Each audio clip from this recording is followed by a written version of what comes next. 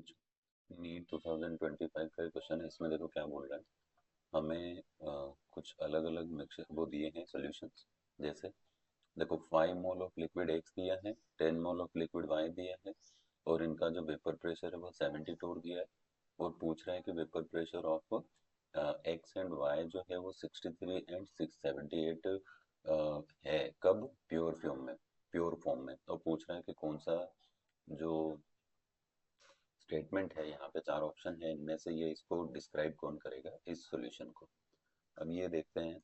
अगर हम formula put करें, ये आपका 12th का सॉल्यूशन चैप्टर का क्वेश्चन है। इसमें देखो हम अगर पीटी निकालें यानी टोटल प्रेशर निकालें, तो टोटल प्रेशर कैसे कैसे आता है, P A plus P B.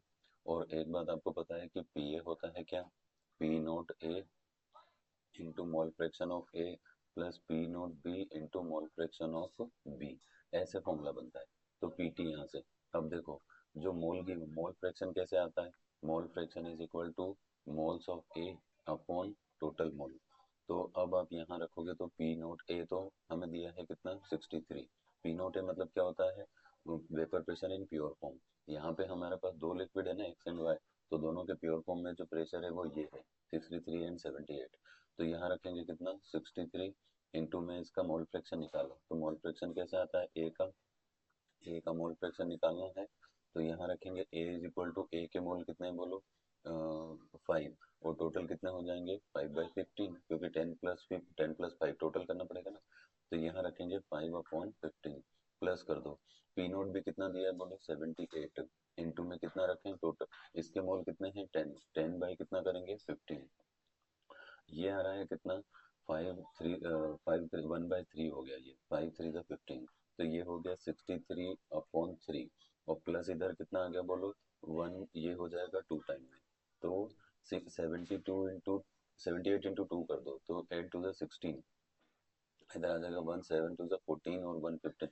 तो 1 5 6 हमारा आ जाएगा।